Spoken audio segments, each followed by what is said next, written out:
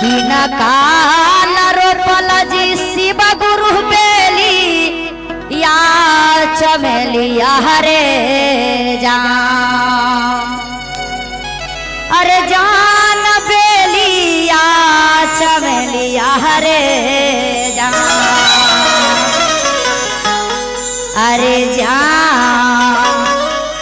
अरे जान की ना काला रोपला रे गादी के कांटावा रे जान की ना काला रोपला रे गादी के कांटावा रे जान की ना काला रोपला जी शिव गुरु बेलिया चमेलिया रे जान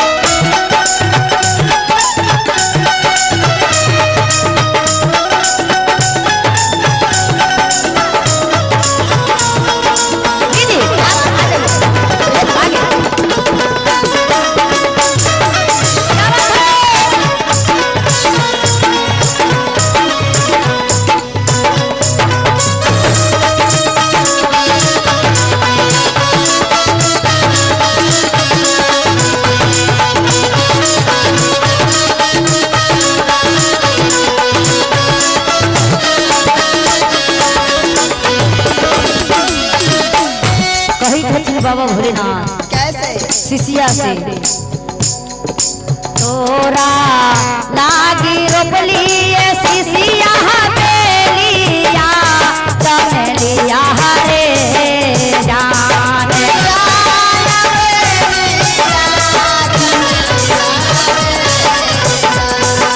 तोरा लागी रोपली शिष्या बेलिया चमेलिया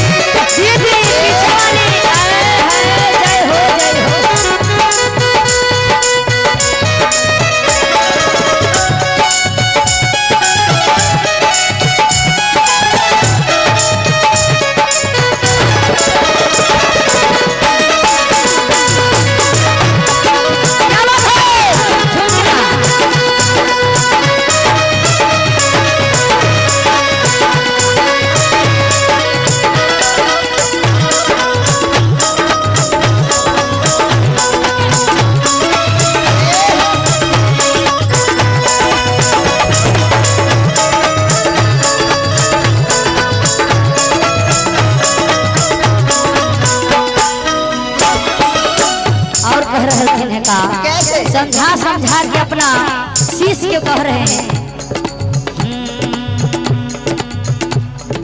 काबा नीका सुरवाजी शिव गुरु पाती नामा तो कैला थीना रे जान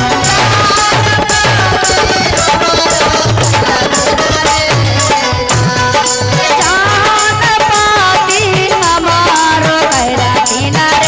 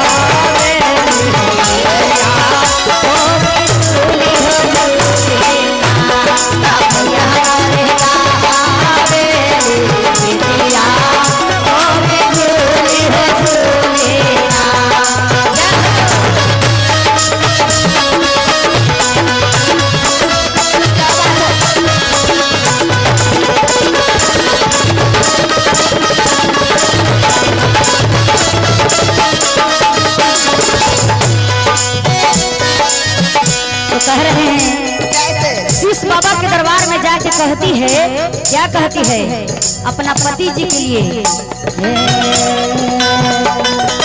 आबारी का सुरवा जी शिव गुरु माता दिले ओरे जान।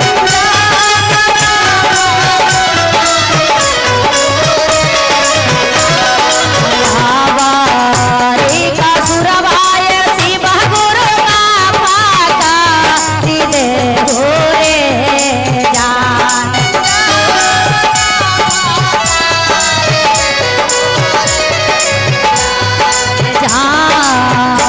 रे जान हो नहले कामैया अरे वो सिपा चारा जहारे जान जान हो नहले कामैया अरे वो सिपा चारा जहारे जान।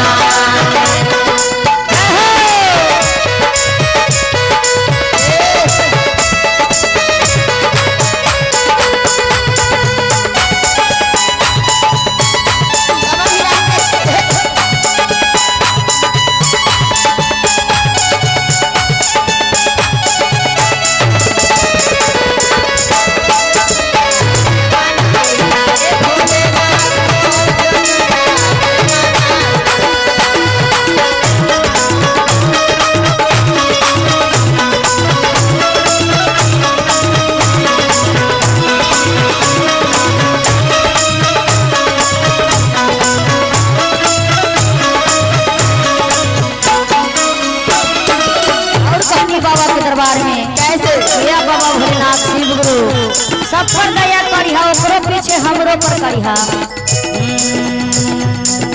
कांचन रानी गावो ये बाबा तोहारो भजनिया रे जान।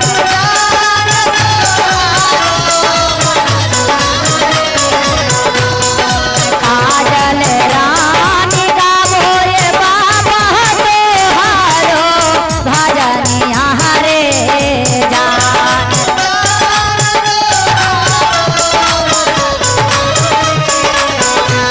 रे जान रे जान कांचन पर दया पारा सही हारे जान।